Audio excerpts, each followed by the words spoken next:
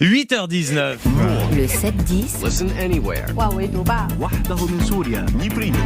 sur France Inter. Géopolitique, bonjour Pierre Aski. Bonjour Nicolas. Pierre, vous revenez sur la situation de l'Iran dans le contexte de la guerre de Gaza. Étrange paradoxe. L'Iran est le parrain des forces les plus redoutées du moment au Moyen-Orient.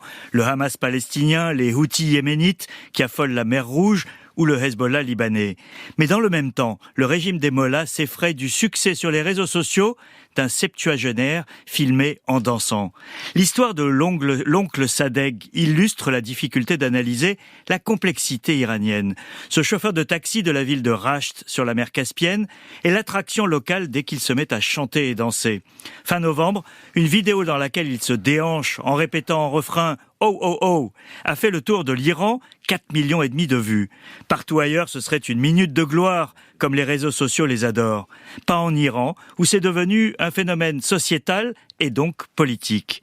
Des milliers d'Iraniens, dont des femmes dévoilées, se sont filmés en imitant l'oncle Sadegh et ses « Oh, oh, oh », tandis que les autorités y ont vu un acte séditieux anti-islamique. Et que s'est-il passé, Pierre ? Les autorités ont fait ce qu'elles font le mieux, réprimer.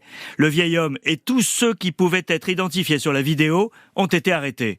Mais un débat public s'en est suivi, certains estimant que ce n'était peut-être qu'une expression de bonheur non répréhensible, pas un acte politique. L'oncle a donc été libéré et son compte Instagram débloqué. Tout est redevenu normal. Mais on peut constater une nervosité extrême pour que le régime s'effraie d'une scène aussi anodine. Il faut dire que les autorités sont sur les dents depuis la vague de protestations consécutive à la mort de Mahsa Amini pour une mèche de cheveux trop visible l'an dernier. Il a fallu des centaines de morts pour rétablir l'ordre islamique.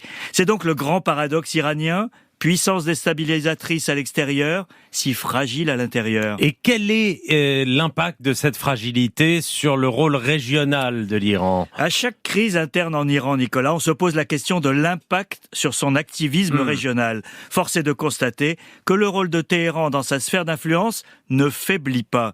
On parle ici d'un arc qui va du Yémen à la bande de Gaza, en passant par les milices chiites irakiennes, la Syrie, et bien sûr, son principal point d'appui, le Hezbollah au Liban. Dans la crise en cours, l'Iran a une position ambivalente. Il ne joue pas ouvertement l'escalade, mais laisse monter en puissance ses alliés, en ce moment les Houthis qui perturbent le trafic maritime en mer Rouge.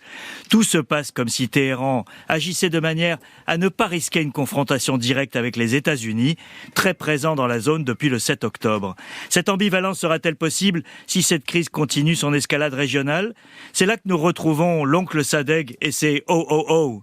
Un pays qui a peur d'un vieil homme qui danse, peut-il entrer en guerre avec les États-Unis ? Ce paradoxe ne plaide pas pour la confrontation, mais il ne faut jamais oublier que l'Iran n'obéit pas à la même rationalité que ses adversaires. Pierre Aski, merci.